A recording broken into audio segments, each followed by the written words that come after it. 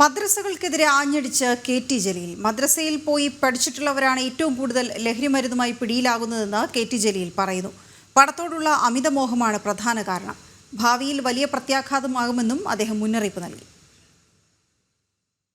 ഒരു പഠനം നടത്തി നോക്കുക.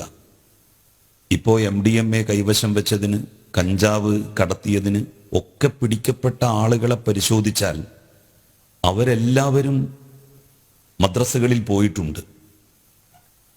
സത്യത്തിൽ ഏറ്റവും അധികം ധാർമ്മികമായി മുന്നിൽ നിൽക്കേണ്ടത് മുസ്ലിങ്ങളാണ്. കാരണം മുസ്ലിങ്ങളെപ്പോലെ മതവിദ്യാഭ്യാസം, മതപഠനം, ധാർമ്മിക പഠനം കിട്ടുന്ന മറ്റൊരു വിഭാഗം ഈ രാജ്യത്തില്ല.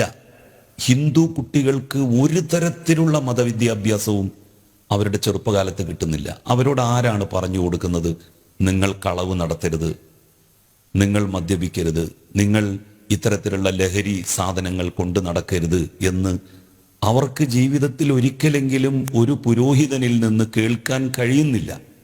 മലപ്പുറത്ത് നടന്ന ഇഫ്താർ വിരുന്നിലായിരുന്നു കെ.ടി. ജലീലിന്റെ ഈ വിമർശനം.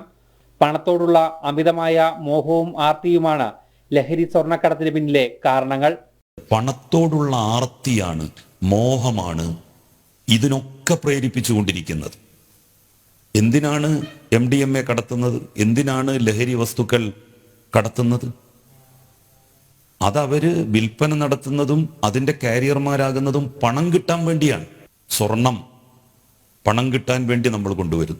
മദ്രസയിൽ പോയി ധാർമ്മിക മൂല്യങ്ങളെക്കുറിച്ച് പഠിച്ചവർ എന്തുകൊണ്ട് ഇത് ചെയ്യുന്നുവെന്ന് പരിശോധിക്കണം. അങ്ങനെ ഒരു മദ്രസയിലോ ഒരു ക്ഷേത്ര പാഠശാലയിലോ പോകാത്ത സഹോദര സമുദായങ്ങൾ പുലർത്തുന്ന ആ ഒരു ധാർമ്മിക ബോധം പോലും മദ്രസയിൽ പോകുന്നു എന്ന് പറയപ്പെടുന്ന മുസ്ലിം സമുദായത്തിൽ നിന്ന് ഉണ്ടാകുന്നില്ല എങ്കിൽ അതെന്താണ് എന്നുള്ളതിനെ സംബന്ധിച്ച് പരിശോധിക്കണം. മുസ്ലിം സമൂഹം ഒറ്റക്കെട്ടായി ഇതിനെ നേരിട്ടില്ല എങ്കിൽ ഭാവിയിൽ അത് വലിയ പ്രത്യാഘാതമുണ്ടാക്കുമെന്നും അദ്ദേഹം പറയുന്നു. മദ്രസ വിദ്യാഭ്യാസത്തിനെതിരെയുള്ള കെ.ടി. ജലീലിന്റെ വിമർശനം വലിയ ചർച്ചയാകുകയാണ്. ജനം, കോഴിക്കോട്.